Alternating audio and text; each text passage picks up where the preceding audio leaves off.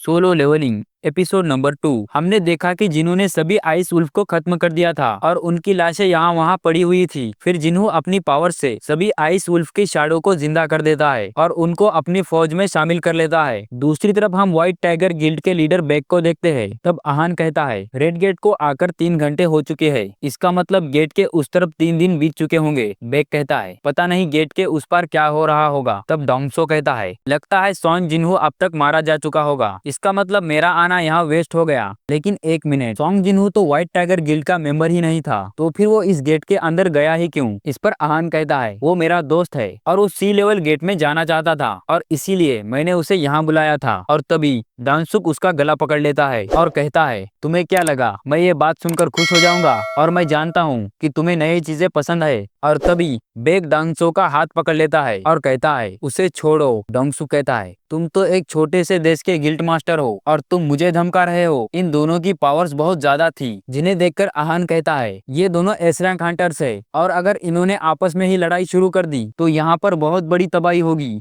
और तभी ये दोनों एक दूसरे को पंच मारते हैं। दूसरी तरफ हम किम को देखते हैं जो बहुत घबराया हुआ था। वो देखकर चौंक जाता है कि आइस बियर की लाशें यहाँ वहाँ गिरी हुई थी। वो सोचता है क्या इनकी ये हालत ई रैंक हंटर ने कर दी? ये नामुमकिन है, वो कभी इन सबको ऐसे नहीं मार सकते। और फिर वो डरकर वहाँ से भागने लगता है। दूसरी तरफ हम डोंगसू और बेक को देखते हैं। जेंचोल ने इन दोनों के पंचेस को रोक दिया था। वो कहता है अगर तुमने अपने पंचेस रोके ना होते तो मेरे दोनों हाथ अब तक टूट गए होते। मुझे पता नहीं कि तुम आखिर जानना क्या चाहते हो, लेकिन 2 महीने पहले मैंने जिन्हों की मैजिक पावर को टेस्ट किया था। वो सच में ई रैंक हंटर ही है और इन्वेस्टिगेशन के हिसाब से तुम्हारे भाई हवांग डोंगसुक को मैजिक बिस्ट ने ही मारा था। डोंगसुक कहता है तुम और तुम्हारे रिपोर्ट्स वो सब झूठे हैं। मुझे लगता है कि मिस्टर यो ने उन्हें मारा होगा। जेंचोल कहता है तुम आखिर जिन्हों के पीछे क्यों पड़े हो? वो कहता है मुझे बस अपने भाई का बदला लेना है और ये बदला जिन्हों को मारकर ही पूरा होगा। ये कहकर वो वहाँ से जाने लगता है। तब आहान सोचता है मैं जिन्हों की ताकत को अच्छे से जानता हूँ और मुझे पक्का यकीन है कि वो जिंदा वापस आएगा। और दूसरी तरफ हम कमजोर हंटर्स को देखते हैं जो मजे से टेंट लगाकर खाना खा रहे थे और किम इन्हें ऐसे देखकर बहुत गुस्सा हो जाता है। वो सोचता है ये सब तो कमजोर हंटर्स है, तो ये अब तक जिंदा कैसे है? और तो और इनके पास ये ब्लैंकेट कहाँ से आए? और फिर वो गुस्से से इनकी तरफ बढ़ने लगता है और कहता है किस धोखेबाज ने ये सब चीजें छुपा के रखी थी? खाना और पानी ना होने के कारण हमारी सभी टीम मारी गई। हाँ अब समझा। सच सच बताओ कि वो कौन था? मैं 3 तक गिनती गिनूंगा, उसका नाम बताओ वरना मैं तुम सबको मार दूंगा।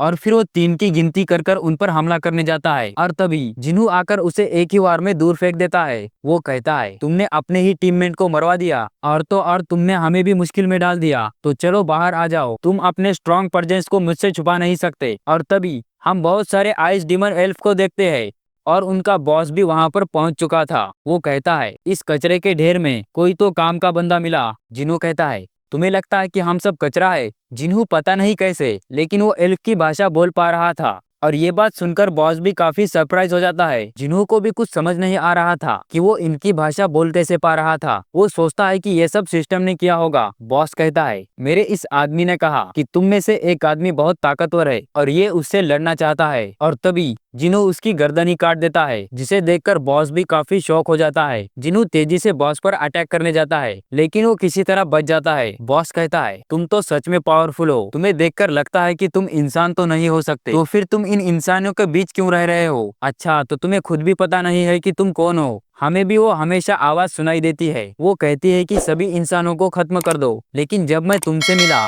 तो वो आवाज सुनाई देना बंद हो गई। जिन्हों को लगता है कि मेरे सिस्टम की ही तरह इसे भी कुछ आवाज सुनाई देती होगी, क्योंकि मैं एक प्लेयर हूँ इसीलिए उसे ये आवाज सुनाई देना बंद हो गई होगी। बॉस कहता है अब हमें आपस में नहीं लड़ना चाहिए, तुम उन सभी इंसानों को हमारे हवाले कर दो और हम तुम्हारी जान बख्श देंगे। तो बताओ तुम्हें ये प्रपोजल कैसा लगा? जिन्हों कहता है आखिर तुम हो कौन और तुम इंसानों से क्यों लड़ना चाहते हो? तब बॉस अपना नाम बताने ही वाला था, लेकिन वहाँ पर कुछ ग्लिच होता है और वो कुछ सेकंड पहले की बात दोहराने लगता है। जिन्हों समझ नहीं पा रहा था कि आखिर अब यहाँ हुआ क्या था, वो इसके ऑफर को मना कर देता है। बॉस कहता है तो क्या तुम हमसे दुश्मनी करना चाहते हो? तुम तो हमसे संख्या में भी कम हो। तब जिन्हों अपनी पावर्स यूज करता है और अपनी शैडो आर्मी को समन करता है। बॉस कहता है अच्छा तो तुम्हें मरने की इतनी जल्दी है? जिन्हों कहता है मरने की जल्दी? तो क्या तुम्हें सच में ऐसा लगता है? बॉस अपनी आर्मी उनसे लड़ने के लिए भेज देता है और फिर इन इन सभी की लड़ाई शुरू हो जाती है। इन सभी की लड़ाई में लो लेवल के हंटर वहां से भागने में कामयाब हो जाते हैं और 3 एल्फ उन पर पीछे से अटैक कर देते हैं। लेकिन तभी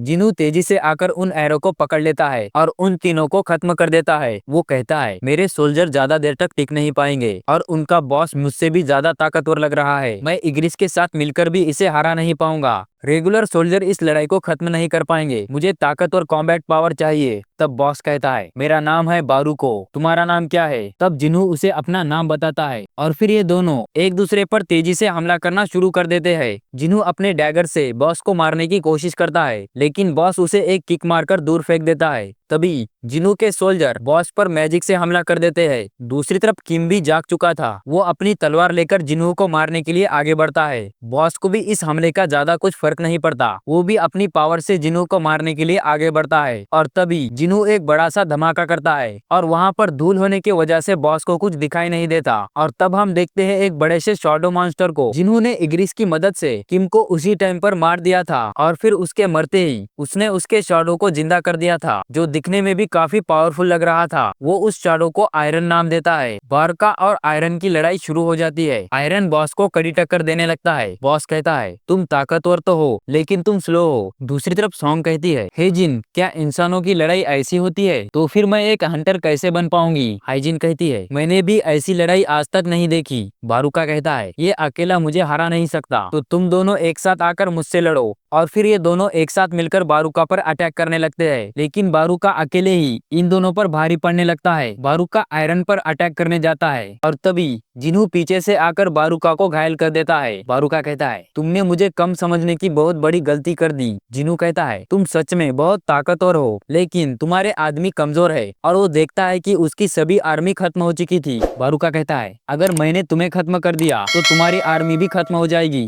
और फिर वो तेजी से जिन्हू की तरफ बढ़ने लगता है। जिन्हू अपना डैगर उसकी तरफ फेंकता है और अपनी पावर से उस डैगर को कंट्रोल करने लगता है और आयरन पीछे से आकर बारूका को पकड़ लेता है और मैजिशियन फायरबॉल से बारूका को जला देते हैं। लेकिन बारूका अब भी मरा नहीं था। वो कहता है अब मैं तुम सबको खत्म कर दूंगा। और तभी जिन्हू इनविजिबल होकर बारूका पर ही अटैक कर देता है और तभी आयरन अपने हथियार से बारूका को पेल देता है। जिन्हू कहता है चलो अब फाइनली ये लड़ाई खत्म हुई। लेकिन आयरन उसे बार बार पेले जा रहा था और तब जिन्हू उसे रोक देता है और ये लड़ाई अब खत्म हो चुकी थी और फिर डंजन का गेट भी वहाँ पर खुल चुका था। दूसरी तरफ बेक गेट ओपन होने का रास्ता देख ही रहे थे और तभी उस गेट के अंदर से दो लोग बाहर आने लगते हैं। बेक को लगा कि शायद वो किम होगा लेकिन गेट से बाहर पार्क हेजल और मिस्टर गो आते हैं और पीछे से जिन्हू और सॉन्ग भी बाहर आते हैं और फिर वो गेट डिसअपियर हो जाता है। बेक कुछ समझ नहीं पाता। वो कहता है बाकी के हंटर कहाँ चले गए और मिस्टर किम कहाँ पर है? यहाँ पर तो सिर्फ लो लेवल हंटर ही बचे हैं। आखिर अंदर हुआ क्या होगा? जिन्हू और सॉन्ग वहाँ से जाने लगते हैं। बेक जिन्हू को रोककर कहता है क्या मैं तुमसे थोड़ी देर बात कर सकता हूँ? जिन्हू कहता है नहीं, मैं बहुत थक चुका हूँ। तुम्हें जो भी पूछना है वो अपने लोगों से पूछ लो। लेकिन वो दोबारा जिन्हू को रोक लेता है और कहता है यहाँ पर 6 हंटर मिसिंग है और मैं यहाँ का इंचार्ज हूँ, तो मेरा हक बनता है तुमसे ये पूछने का आखिर उनके साथ हुआ क्या। इस पर जिन्हू कहता है लेकिन मैंने तो तुम्हारे 2 मेंबर्स को बचाया। तुम एक इंचार्ज होने के नाते तुम्हें मुझसे पहले थैंक्स कहना चाहिए। बेक कहता है तुमने बिल्कुल सही कहा, तुम्हारा शुक्रिया जो तुमने हमारे 2 मेंबर को बचाया। फिर वो पार्क से पूछता है उस बंदे के साथ आखिर हुआ क्या? वो आखिर इतना गुस्से में क्यों लग रहा है? वो कहती है मुझे भी पक्का पता नहीं, लेकिन बॉस को हराने के बाद उसका मूड ही बदल गया है। आहान कहता है शायद वो लड़ाई से थक गया होगा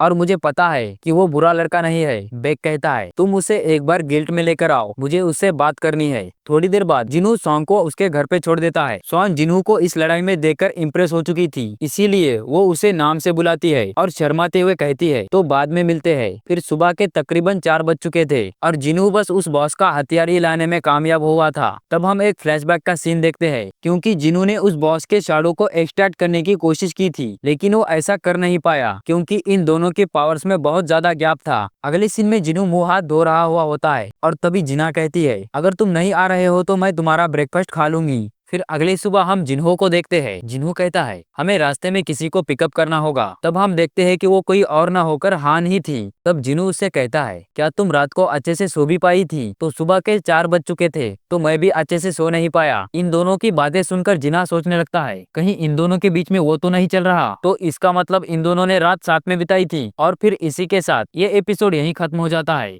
उम्मीद है आपको ये एपिसोड पसंद आया होगा। पसंद आए तो इस वीडियो को लाइक कीजिए, नए हो तो हमारे इस चैनल को सब्सक्राइब कीजिए। मिलते हैं जल्द ही एक नए वीडियो में, तब तक आप हमारी दूसरी वीडियो देख सकते हो।